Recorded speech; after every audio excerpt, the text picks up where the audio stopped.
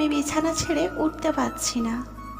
আসলে উঠছি না, ঠান্ডা লেগেছে খুব ভালোই।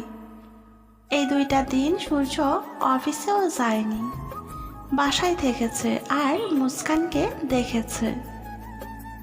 শুধু মুস্কানের নয়, আমারও দেখাশোনা করেছে সময় মতো খাবার ওষুধ সবই দিয়েছে।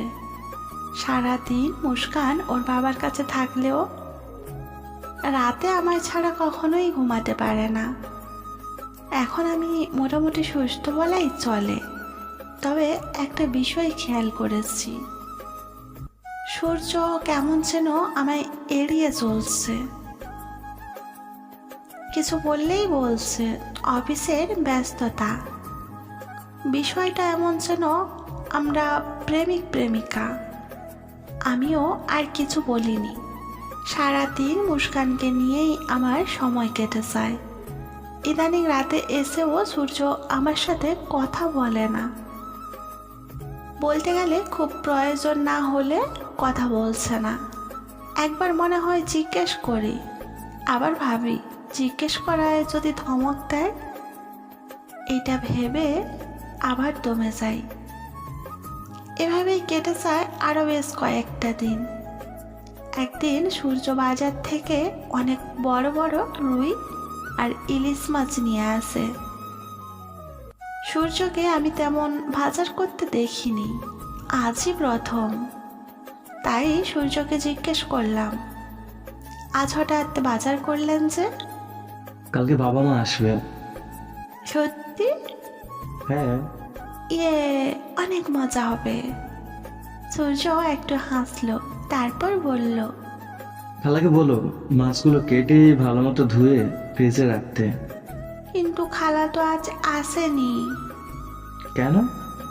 ফোন দিয়েছিল সকালে, বলল অসুস্থ। ও আচ্ছা, আমি মুস্কানের কাছে থাকছি, তুমি মাছগুলো কেটে নাও। কথাটা বলে সূর্য রুমে চলে গেল। আর আমি বড় হাঁ করে দাঁড়িয়ে আছি। আমি আর মাছ অসম্ভব। মাছ কাটা আমার পক্ষে কখনোই সম্ভব হয়নি। বিয়ের আগে রান্না করতাম আমি, কিন্তু মাছ কাটা কখনোই শিখতে পারিনি। কেন পারিনি সেটা আজও আমার অজানা। মাছের আঁশ ছাড়াতে গেলেই মাঝখান থেকে 2 টুকরা করে ফেলি। ভাবেন তাহলে আমি কেমন মাছ কাটতে পারি। কিন্তু এদিকে মহারাজ তো বলে গেলেন মাছ কাটতে, ওনার আর কি, উনি তো বলেই খালাস।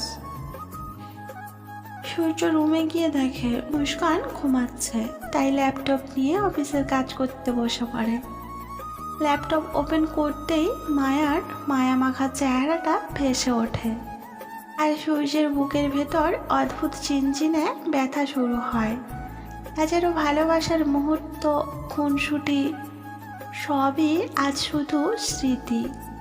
হঠাৎই সূর্যের মনে হলো মায়া মাছ কাটতে পারত না। সূর্য নিজেই মনে মনে বলল, প্রিয়া মাছ কাটতে পারে তো? সূর্য তাড়াতাড়ি ল্যাপটপ রেখে রান্নাঘরে যায়। সূর্য যখন আসে তখন আমি একটা মাছের মাথা আর লেজ ধরে এদিক ওদিক করছি। অজান্তেই সূর্য তখন হেসে দেয়, আমার পাশে বসে জিজ্ঞেস করে, মাছ কাটতে জানো না? আমি মাথা নিচু করে বললাম, না। রান্না করতে পারো আর মাছ কাটতে পারো না? রান্না সহজ, মাছ কাটাচ্ছে। কতবার চেষ্টা করেছি মাছ কাটা শেখার জন্য, কিন্তু প্রতিবারই আঁশ ছাড়াতে গিয়ে মাছ মাঝখান থেকে 2 টুকরা করে ফেলেছি। আমার কথা শুনে সূর্য জোরে জোরে হাসছে, হাসতে হাসতে বলছে, বটি দাও আমার কাছে। সিরিয়াসলি, মাছ কাটতে গিয়ে মাছটা 2 টুকরা হয়ে যাবে। বলেই আবার হাসা শুরু করে। 6 মাসের সম্পর্ক প্লাস বন্ধুত্বে সূর্য অনেকবার হাসলেও মন প্রাণ খোলা হাসি আমি কখনোই দেখিনি। যতই দেখছি ততই যেন মুগ্ধ হচ্ছি।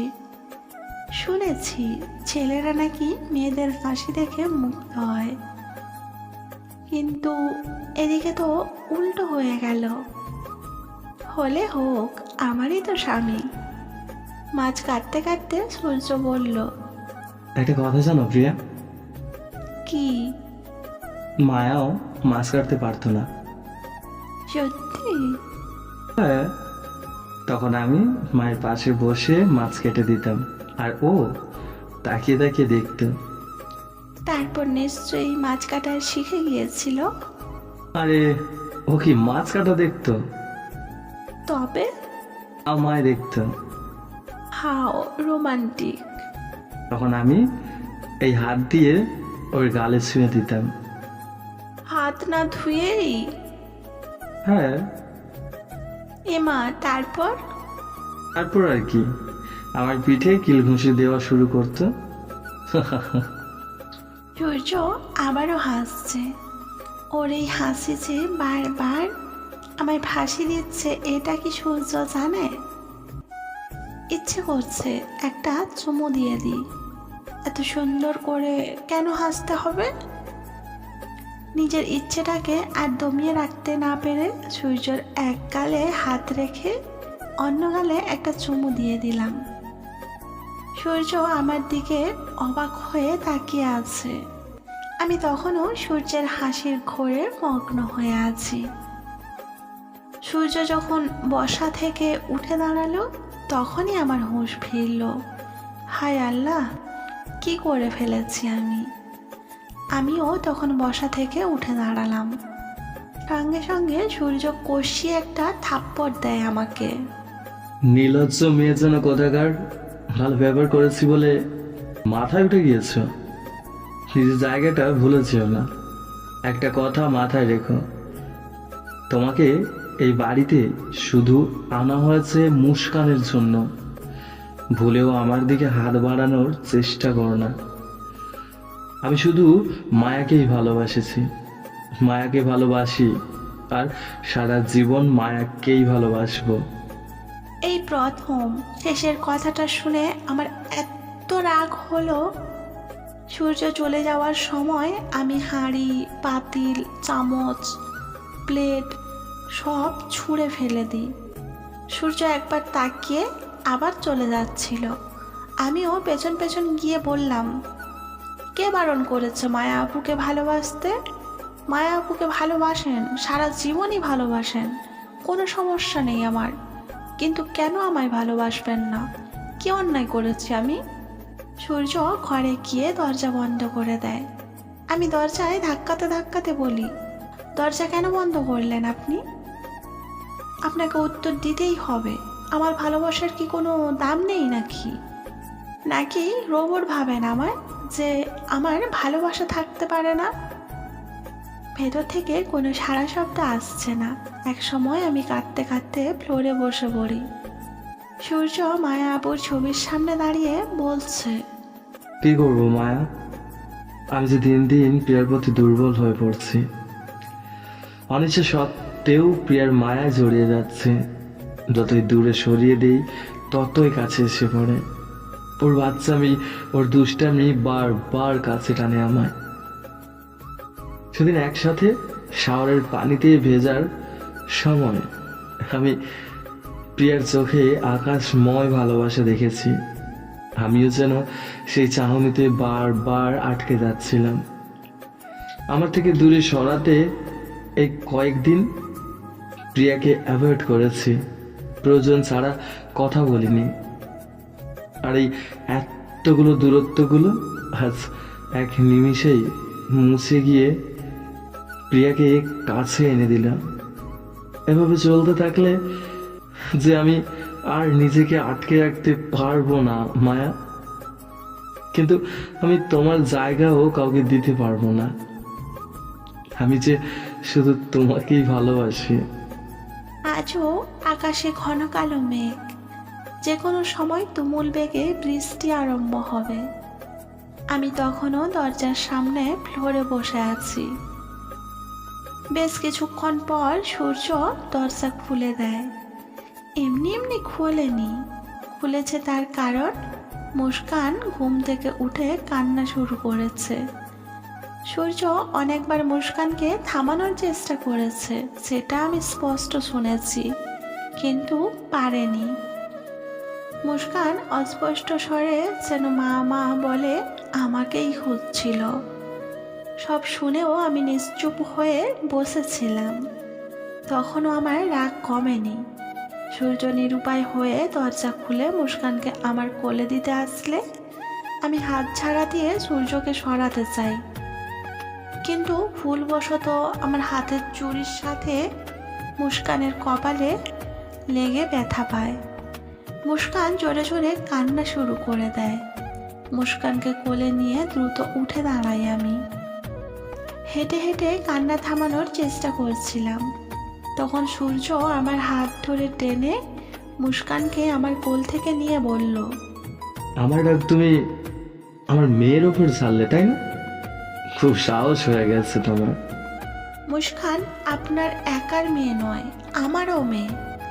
হ্যাঁ, কিন্তু সৎ মেয়ে, তাই চাপার রাগ সবসময় পুষে রাখতে, তাই না? সূর্য এরকম অকথ্য ভাষায় আরো অনেক কিছু বলে যায়, যেগুলো আমি একদম সহ্য করতে পারছিলাম না। চোখ থেকে পানি পড়া শুরু হয়েছে। মুস্কানও কাঁদছে, তবুও সূর্য মুস্কানকে আমার কাছে দিচ্ছে না। এই মুহূর্তে মনে হচ্ছে আমার জীবনে সূর্যের চেয়ে মুস্কানের প্রয়োজনীয়তা অনেক বেশি। আমি বিছানায় বসে পড়ি। সূর্য কয়েকটা 1000 টাকার নোট আমার দিকে ছুঁড়ে দেয় আর বলে, এখনই এই বাড়ির থেকে বেরিয়ে যাবে। আশা করি এই টাকা দিয়ে তোমার গাড়ি ভাড়া হয়েও বেশি হয়ে যাবে। আমি দুঃখিত, বিশ্বাস করুন, আমি ইচ্ছে করে মসুকে ব্যথা দিইনি।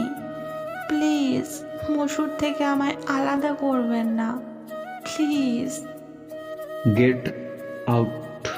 আমি কান্না করতে করতে হাত জোর করে বললাম, প্লিজ সূর্য।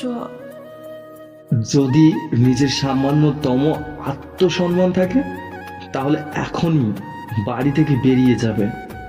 কথাটা বলে সূর্য অন্য রুমে চলে যায়।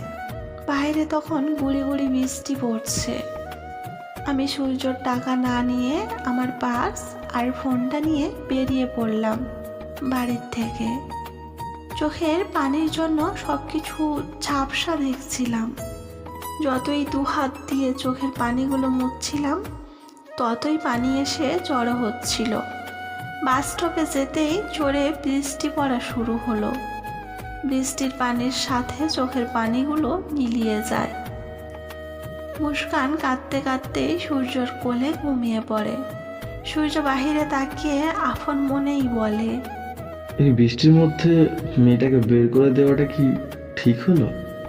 সো বন্ধুরা, এর পরবর্তী পর্ব দেখার জন্য আমাদের চ্যানেলটি সাবস্ক্রাইব করুন, পাশে থাকা বেল আইকনের অল ঘন্টিটা বাজিয়ে দিন। আর হ্যাঁ, একটা লাইক করে কমেন্টে জানিয়ে যাবেন কেমন লাগলো। আপনাদের একটা কমেন্ট ফেলে আমরা মোটিভ হই নতুন নতুন গল্প বানানোর জন্য। ধন্যবাদ।